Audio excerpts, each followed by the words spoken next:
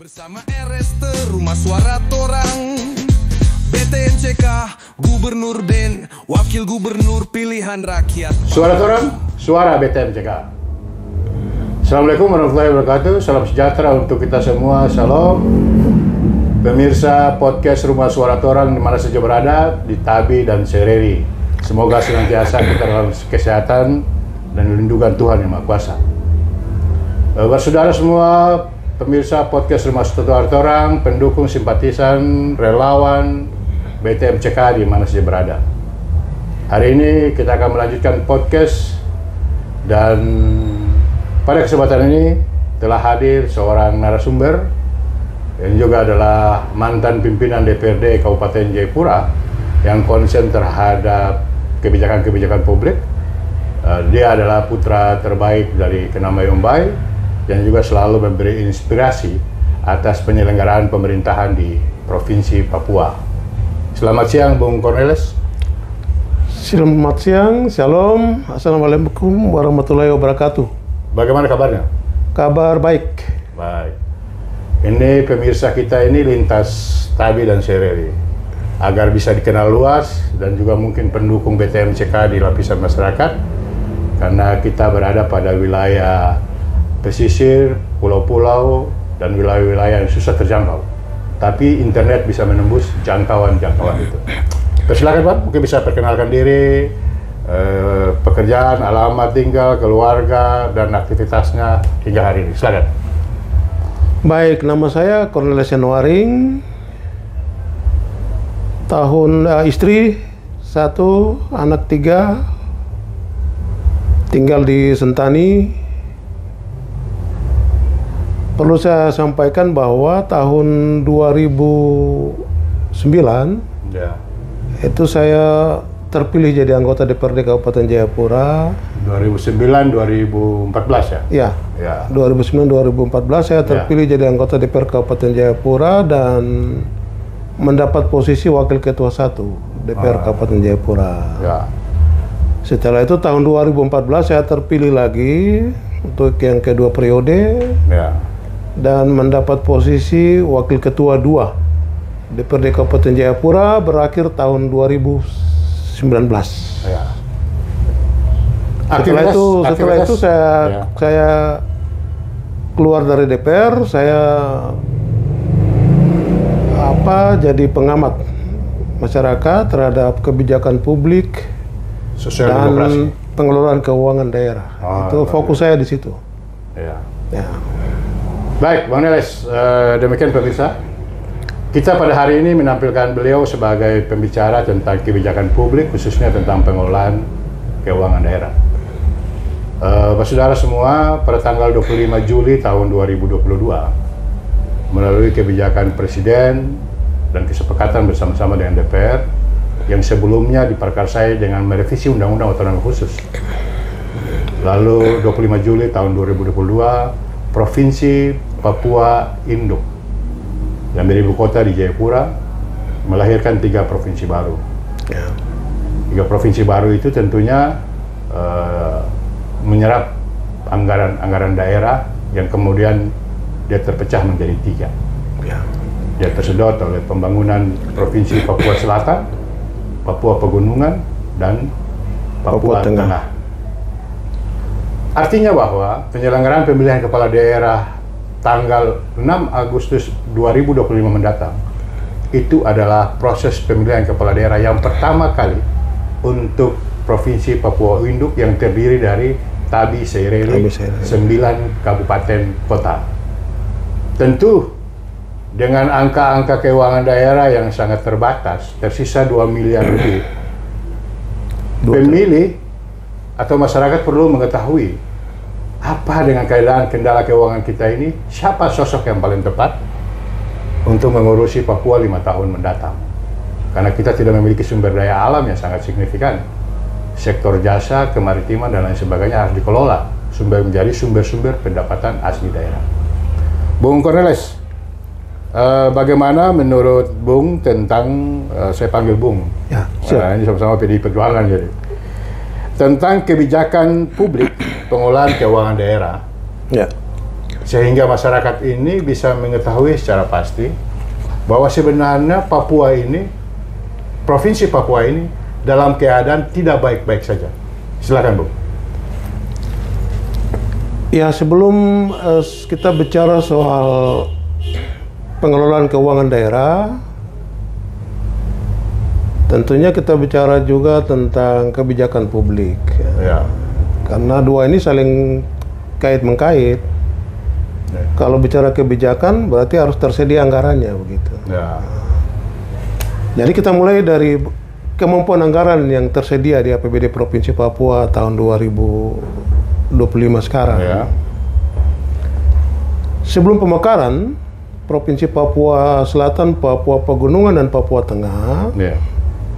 tahun 2021 APBD Provinsi Papua itu ditetapkan sebesar 14 triliun 763 miliar rupiah.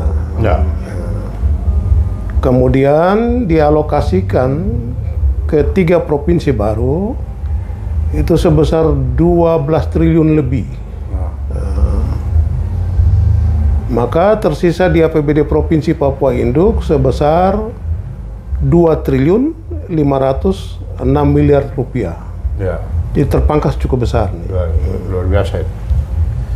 Lalu kemudian dari 2 triliun 506 miliar rupiah ini dipangkas lagi untuk penghematan oleh pemerintah pusat sebesar 291 miliar rupiah. Ya. Kemudian dikeluarkan lagi untuk PSU Pilkada Papua tahun 2025 itu sebesar 186 miliar rupiah. Ya. Maka APBD Provinsi Induk tahun 2025 ini ditetapkan sebesar 2 triliun 20, setelah dikurangi itu tersisa 2 triliun 26 miliar. Ya. Kemudian dikeluarkan lagi untuk belanja pegawai di Provinsi Papua. Artinya dengan APBD itu Ya. terjadi pengurangan untuk Ya. kebutuhan. Ya. Betul. Dikeluarkan lagi untuk belanja pegawai sebesar 511 miliar. Nah, baik. Maka APBD yang bisa digunakan untuk kebijakan publik itu hanya sebesar 1 triliun 506 miliar rupiah. Total itu. Ya, itu sisanya itu yang bisa digunakan untuk kebijakan publik. Jadi tersisanya itu 1 triliun 515 miliar rupiah. Jadi Bang,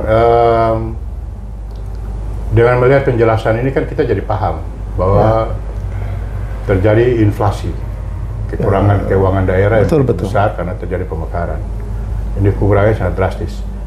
Kira-kira untuk menghadapi pemerintahan 5 tahun bahkan seterusnya, apa solusi yang bisa dilakukan dengan minimnya anggaran itu?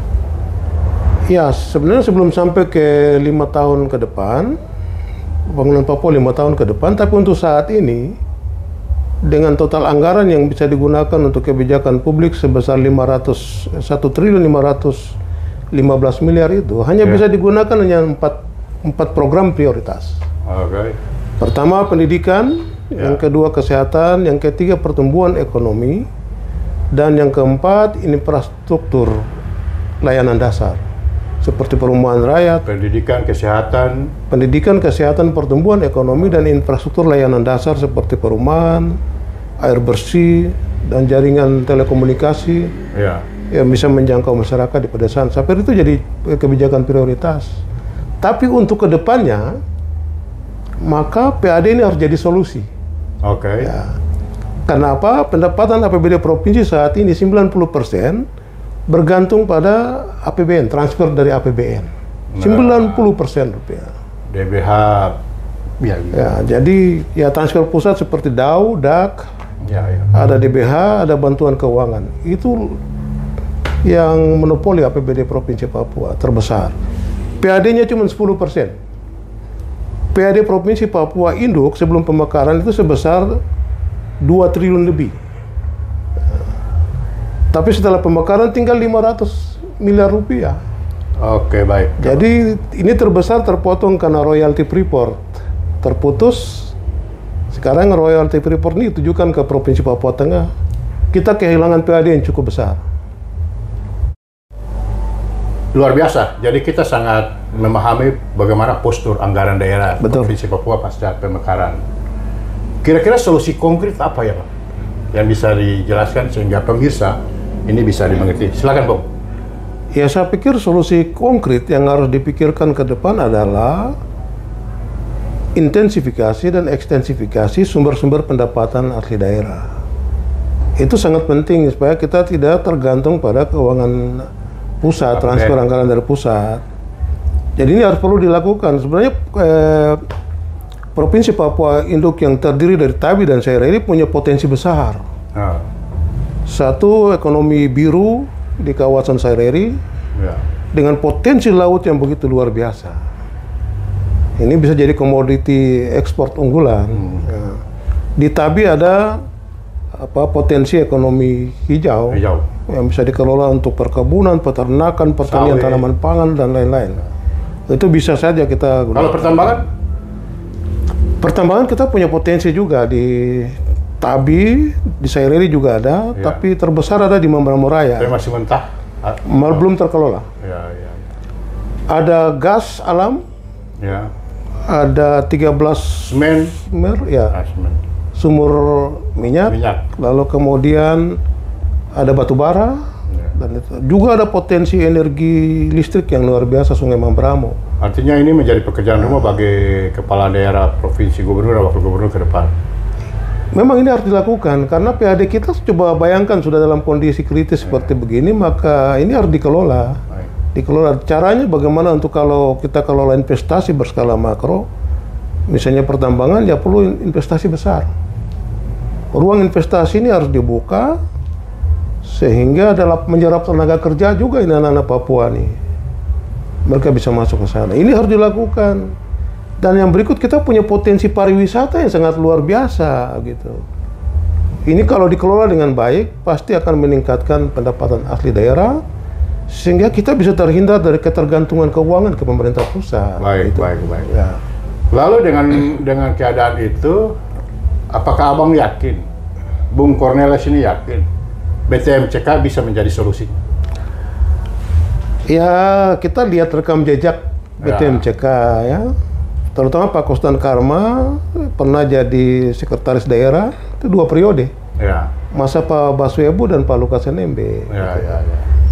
Sekda itu berdasarkan undang-undang dia juga selaku tim anggaran pemerintah daerah yang mengelola APBD itu. Jadi dapurnya pemerintahan ini beliau sangat paham lah. Ya, Sekda dia koordinator untuk pemerintahan, tapi dia juga kelola keuangan daerah. Pernah jadi wakil gubernur, pernah jadi PJ gubernur. Sempurna. Jadi sangat lengkap dia. Lalu Pak BTM. 3 in 1. Ya. Pak BTM kan pernah jadi kepala dinas pendapatan daerah Kota Jayapura. PAD Kota Jayapura ketika itu berkisar 70 miliar rupiah. Tapi ketika Pak BTM masuk jadi kepala dinas pendapatan Kota Jayapura, maka beliau berhasil mengelola sumber-sumber pendapatan asli daerah dengan kebijakan PAD melalui pendekatan berbasis elektronik. Jadi hari ini bayar di hotel masuk di kas daerah juga, orang sudah tahu. Bayar di ruko, hari ini juga langsung terkoneksi ke kas daerah. Dan itu berhasil mendongkrak PAD Kota Jayapura, dan tahun 2025 ini sudah ditargetkan sebesar 280 miliar, hampir 300 miliar rupiah. Jadi ini dua orang ini pakarnya memang. Sudah pernah jadi pernah jadi wali kota 2 periode. Jadi menguasai pemerintahan, menguasai kebijakan publik, dan menguasai pengelolaan keuangan daerah. Ini sangat lengkap figur ini. Luar biasa. Oke Bang, karena Abang betul-betul dari penjelasan itu mengenal benar sosok BTM dan CK, maka saya mau bertanya sedikit. Mungkin Abang bisa menguraikan, Bung Cornelis bisa menguraikan tentang rekam jejak BTM CK lebih mendalam sehingga pemirsa atau penonton yang ragu-ragu, belum punya pilihan, mau kemana, mau ke mana, ternyata dengan keadaan Papua di persoalan anggaran tadi, tantangan ke depannya, maka memang pilihan yang tepat adalah orang yang arsitektur terhadap pembangunan, dan juga dia arsitektur terhadap penyelenggaraan pemerintahan, dan utamanya dapurnya, yaitu anggaran. Silakan Bang, rekam jejak beliau berdua ini. Ya, menurut saya dua figur ini kan sangat lengkap sekali, karena memang mengurus pemerintahan itu kita butuh orang gitu. Ya. Mengelola keuangan kita butuh orang yang memang betul profesional di bidangnya. Ya. Jadi saya lihat figur ini sudah sangat tepat. Pak Kostan Karma pernah jadi sekda, pernah jadi ketua TAPD, Tim Anggaran Pemerintah Daerah, pernah jadi wakil gubernur, pernah jadi PJ gubernur, sangat lengkap sekali. Pak BTM pernah jadi kepala dinas pendapatan daerah Kota Jayapura. Pak BTM malah dari bawah, kepala distrik. Ya, dari kepala distrik, dari kepala distrik langsung ke kepala dinas pendapatan daerah, wali kota 2 periode. Artinya sudah berpengalaman dalam kebijakan publik dan pengelolaan keuangan. Dan selama beliau menjadi wali kota 2 periode itu banyak penghargaan juga yang diterima oleh pemerintahan pusat kepada pelayanan pemerintahan Kota Jayapura. Baik Abang, mungkin kita sudah tiba pada penghujung podcast kita ini. Tersisa 90 hari lagi, kurang lebih, kita rakyat Papua akan menuju ke TPS. Ya. Untuk memilih pemimpinnya. Memilih orang yang dipercaya secara moral, etika, adab, yang memiliki jiwa nasionalis, kerakyatan, dan tidak berjarak dengan rakyatnya. Apa pesan Abang untuk pemirsa kita, pemilih kita, pendukung kita, relawan kita yang bergerak di lapangan siang, malam, hujan, panas, mereka tangkis dengan sukarela dan bermondong-mondong datang memilih BTM di tanggal 6 Agustus 2025 mendatang. Silakan Bang. Ya, menurut saya yang pertama dari sisi rekam jejak kedua pasangan ini, BTM CK, mereka punya pengalaman dalam kebijakan publik. Mereka punya pengalaman dalam mengelola keuangan daerah. Lalu kemudian kedua figur ini sosok kepemimpinan demokratis ya. Dekat sama rakyat, bisa diskusi dengan rakyat, dan tidak ada jarak antara masyarakat dan kedua pemimpin ini. Kita butuh ke depan tuh Papua harus dipimpin seperti karakter kepemimpinan yang dimiliki oleh BTM CK. Karena itu ini pilihan kita hari ini itu menentukan nasib 5 tahun ke depan. Baik. Jadi karena itu saya pikir BTM CK menjadi pilihan yang sangat tepat dengan visi misi yang sangat bagus, sehingga kalau ke depan terpilih saya pikir mereka berdua akan membawa Papua, provinsi Papua ke arah kehidupan yang lebih baik lagi. Baik. Karena itu jangan salah pilih. Jangan salah pilih tanggal 6 Agustus 2025, pilih nomor 1. Siapa? 1 untuk Papua, Papua untuk 1. Ya, betul. Ya, itu BTM CK, pilihan terbaik. Ya. Demikian pemirsa podcast Rumah Suara Toran di mana saja berada.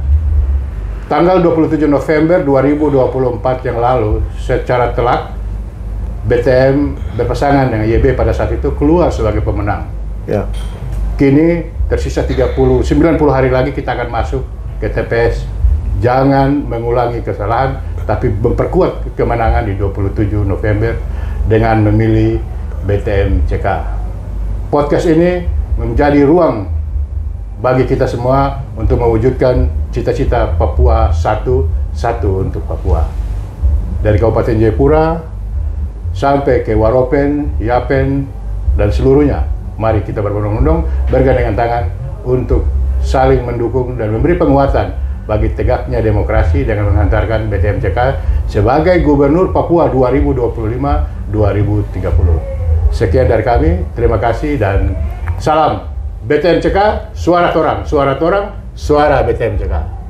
Ayo datang di Terima kasih. Tanggal 6 Agustus tahun 2025, PSU pemungutan suara ulang, pilih nomor 1. Kita orang semua BTM CK, Benhur Tommy Mano, Kostan Karma, untuk Papua maju mandiri dan berbudaya. Tak bisa diri bersatu padu, Rakyat Nusantara pilih nomor 1. BTMCK sederhana, nasionalis dan merakyat. BTMCK rumah